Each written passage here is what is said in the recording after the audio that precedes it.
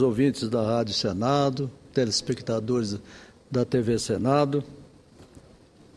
Senhor presidente, eu fico muito grato pela generosidade de Vossa Excelência em conceder-me o tempo que o desejar, mas limitar-me-ei apenas o texto que tenho preparado para manifestar o meu ponto de vista com relação à política energética aplicada no Brasil. E isso vem de muitos anos, não é desse governo. Me parece carecer de uma radical reformulação. O apagão ocorrido na semana passada reacendeu o sinal de alerta no setor de energia. Milhões de pessoas ficaram sem luz em 11 estados brasileiros. E até hoje ainda não se sabe exatamente o porquê. A explicação de que um raio teria provocado o incidente não foi aceita nem pela presidente da República, Dilma Rousseff, que disse, aspas, o dia que falarem que caiu um raio, vocês gargalhem. Raio cai todo dia nesse país, toda hora. Raio não pode desligar sistema.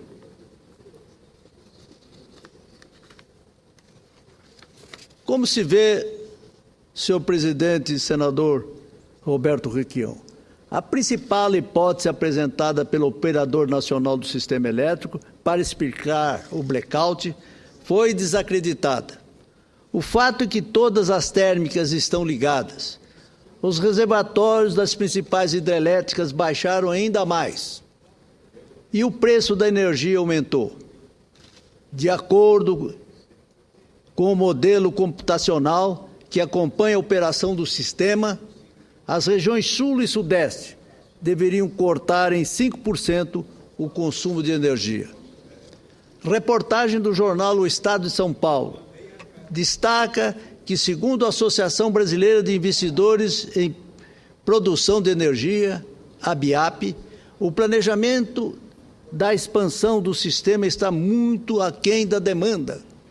No ano passado, quase metade, 40%, do volume de energia planejado não entrou em operação na data prevista. Para se tratar de uma ideia, entre os projetos de transmissão, 71% das linhas licitadas têm prazo médio de 13 meses e meio. Na geração hidrelétrica, apenas a metade do que estava previsto para 2013 ficou pronto. Na termoelétrica, houve um incremento maior na geração porque as usinas previstas para 2012 só entraram em operação no ano passado. A empresa de planejamento energético, EPE, alerta que para um crescimento da demanda de 5% ao ano, o país precisaria acrescentar 6 mil novos megawatts ao sistema. Em 2012, a capacidade do Brasil aumentou menos de 4 mil megawatts e no ano passado 5,5 mil megawatts, segundo o relatório da Agência Nacional de Energia Elétrica, a ANEEL. O nível baixo dos reservatórios das hidrelétricas e o aumento do consumo provocado pela onda de calor tem provocado a transferência de grande quantidade de energia da região norte para o sul e sudeste, onde o nível dos reservatórios está mais crítico. De acordo com especialistas, quanto maior o bloco de energia transportado pelas linhas de transmissão, mais o sistema elétrico fica vulnerável a falhas. Quero afirmar a Vossas Excelências, senhores senadores, que a minha opinião, evidentemente, não tem respaldo técnico, mas ela surge de um sentimento de um cidadão comum, das ruas, dos campos, dos grotões mais longínquos do território nacional, que, observando o avanço tecnológico que ocorre e as questões naturais de desenvolvimento rural, que não tem fronteiras, é capaz de elaborar teses que, no seu ângulo de entendimento, visem dar condições de vida melhor a todos. É nessa concepção que me permito, como cidadão comum, mas com a consciência do mandato a que estou investido, de tornar claro o que penso a respeito da política energética hoje em execução em nosso país. Para tanto, volto ao passado, talvez há mais de 60 anos, quando o então presidente Eurico Gaspar Dutra, ao redor de 1946, lançou o seu plano de governo, denominado de Plano SALT, onde o E é o de energia. Para sua execução, ousou lançar a construção da usina hidrelétrica de Paulo Afonso, no Rio São Francisco, na divisa dos estados de Alagoas, Sergipe e Pernambuco. Foi um passo agigantado para atender o Nordeste brasileiro, extremamente carente de energia elétrica. Daí, na própria região e aproveitando-se do chamado Rio de Integração Nacional, o São Francisco, vieram outras grandes usinas, já em governos que sucederam o do presidente Dutra. O presidente Juscelino Kubitschek, com o vigor do seu idealismo e de tocador de obras, também deu impulso a vários projetos em seu estado, onde não se pode esquecer o complexo de Furnas. Mas antes, no decorrer da primeira metade dos anos 50, o então governador de Mato Grosso, meu antigo estado, Mato Grosso I, Fernando Corrêa da Costa, entusiasmou o governador do grande e poderoso estado de São Paulo, Lucas Nogueira Garcês, para o aproveitamento do caudal energético do Rio Paraná, que redundou na construção da hidrelétrica de Jupiá, na divisa dos dois estados e próximo à cidade sul-mato-grossense de Três Lagoas.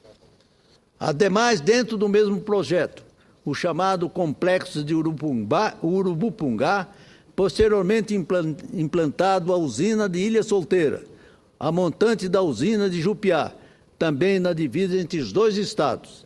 Seguiu-se já no governo Covas a última etapa do complexo, com a usina de Porto Primavera no sistema CESP.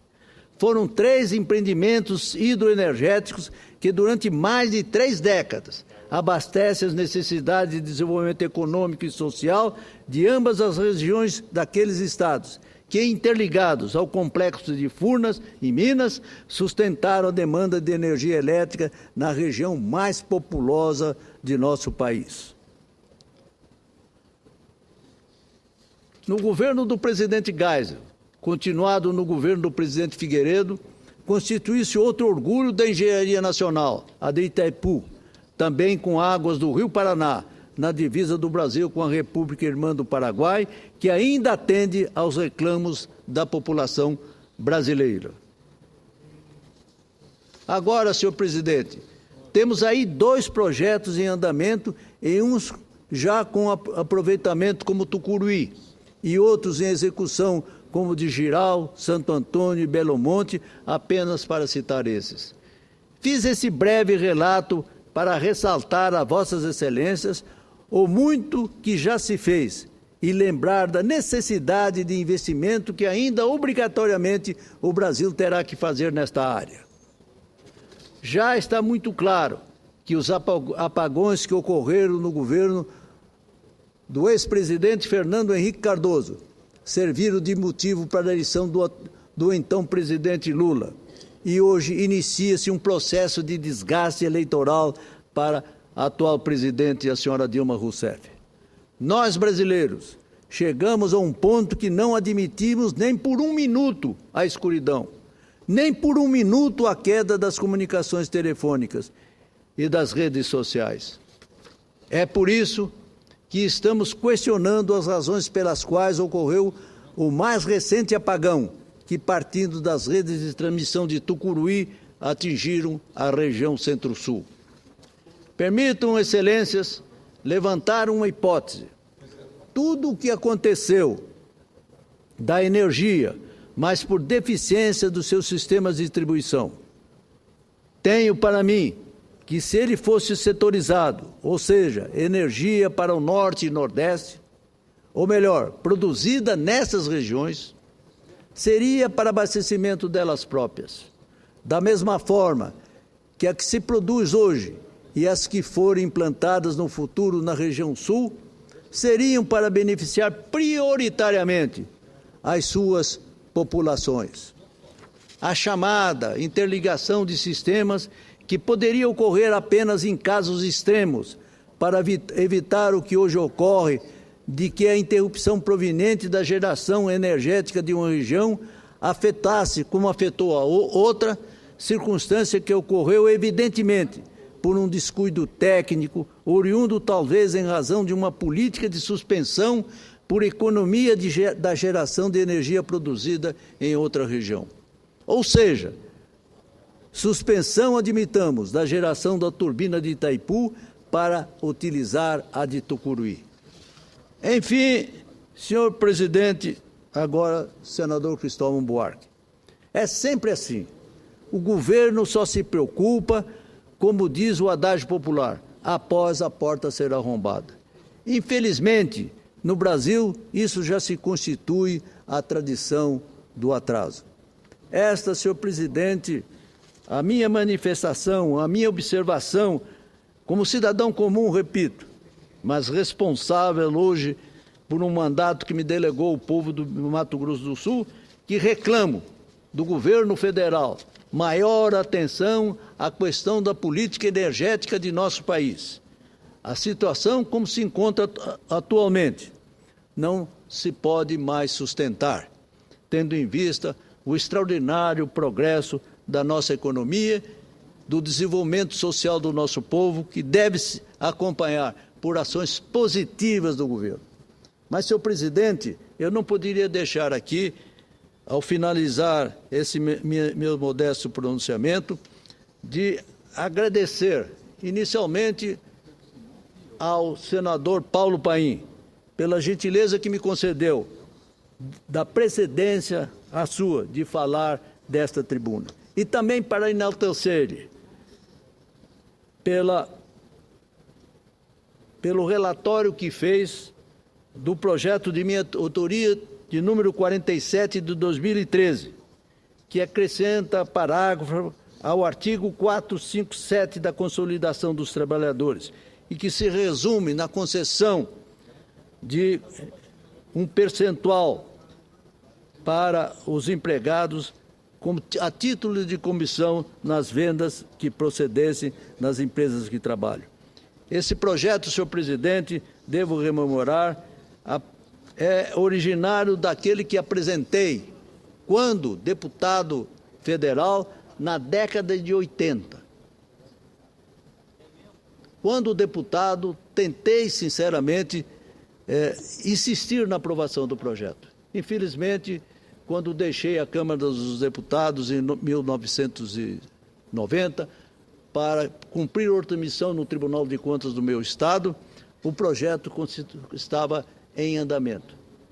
Mas todo esse tempo, talvez mais, talvez quase 30 anos, ele continuava paralisado na Câmara. Resolvi trazê-lo, logo que iniciei o meu mandato, trazê-lo aqui para a análise dos nossos eminentes colegas, e foi para a Comissão de Assuntos Sociais. Lá mereceu o relatório, o parecer do senador Paulo Paim, senador que se notabiliza nesta casa pela sua extraordinária sensibilidade para assuntos sociais.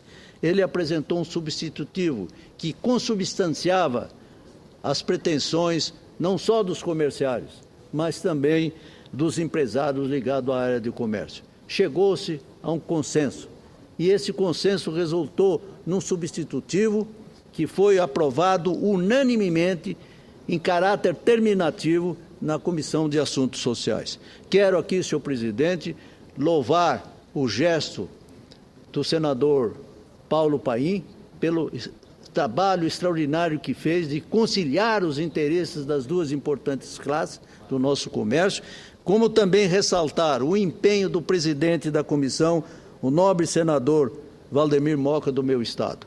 Fica, portanto, aqui registrado os meus agradecimentos, as minhas homenagens a esses dois eminentes colegas pelo andamento que deram para uma solução rápida e favorável do meu projeto, e também agradecer a todos os membros da comissão pela sensibilidade pública, democrática que tiveram em aprovar o parecer do eminente senador Paulo Paim.